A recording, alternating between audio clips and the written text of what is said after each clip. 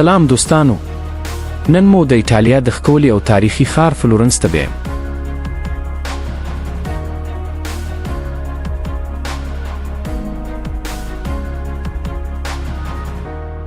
دا ښار د هنر، کلتور، تاریخ او معمارۍ له پلوه د نړۍ له مشهورو ښارونو څخه ګڼل کیږي.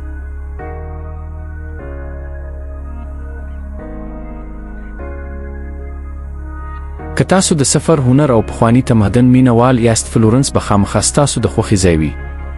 فلورنس د ایټالیا د توسکاني سیمې مرکز دی او د رنسانس یا اروپایي بیا راژوندي کېدو د دورې زانګو بلل کیږي. همدلته د نړۍ مشهور هنرمندان لکه لیوناردو ډاوینچي، مایکل انجیلو او دانته الخیرو ژوند کړی او خپل شاهکارونه یې رامنځته کړي دي.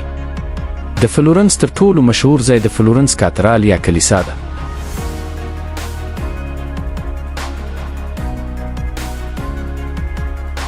دا ستره ودانۍ د خپل لوی سور رنګه ګنبد له امله د ښار له هرې برخې ښکاري. کله چې تاسو د دې کلیسا سر ته وخیژئ، د ټول ښار حیرانوونکې منظره درته ښکاري.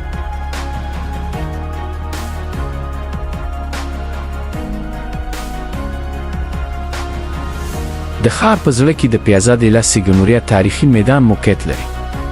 دلته به تاسو ښکلې مجسمې، تاریخي ودانۍ او د فلورنس پخوانی سیاسي مرکز وینئ. سیلانیان دلته د عکسونو اخیستو او د ښار د فضا د احساس کولو لپاره راټولیږي.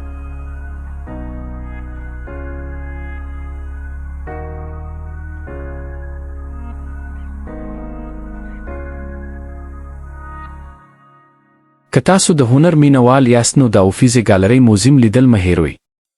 دا موزیم د نړۍ له مهمو هنري موزیمونو څخه دی او د رنسانس دورې بېساري آثار پکې ساتل کیږي.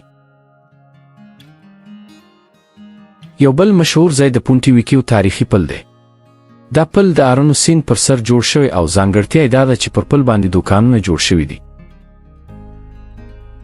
د ماښام پر مهال د پل او سیند منظره خورا زړه راښکونکې وي.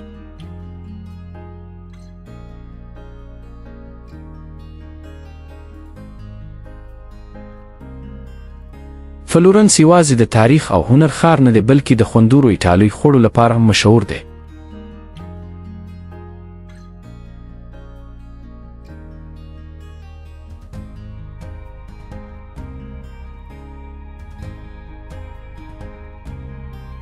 دلته به تاسو دودیزه پاستا، پیزا او د توسکاني سیمې ځانګړي خواړه وخورئ.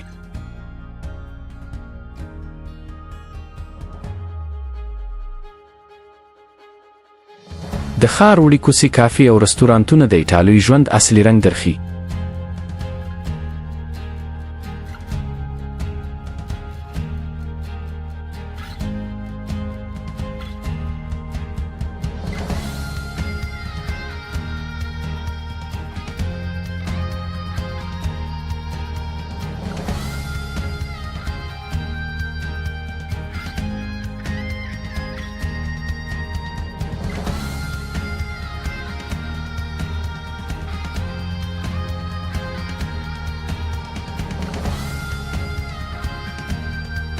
د ښار د لوړو منظرو لپاره د پیازا مایکل انجیلو لیدنه وکړئ. له دې ځایه د فلورنس د سرو چتونو، تاریخي ودانۍ او آرنو سیند بشپړ منظر لیدل کیږي. د لمر لوېدو وخت دلته تر ټولو ښکلی وي. فلورنس د کال په ټولو فصلونو کې ښکلی دی، خو د پسرلي او مني موسمونه د سفر لپاره تر ټولو مناسب ګڼل کیږي.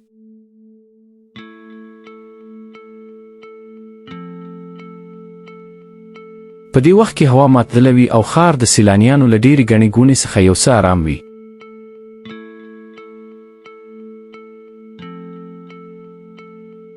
که کله ایټالیا ته سفر کوئ، فلورنس باید ستاسو د سفر په لیست کې حتمي وي.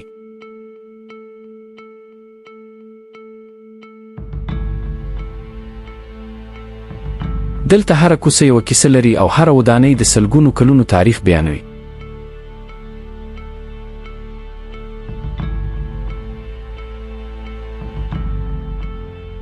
که دا ویډیو مو خوښه شوه، لایک، شیر او سبسکرایب کول مه هیروئ. تر بل سفر پورې.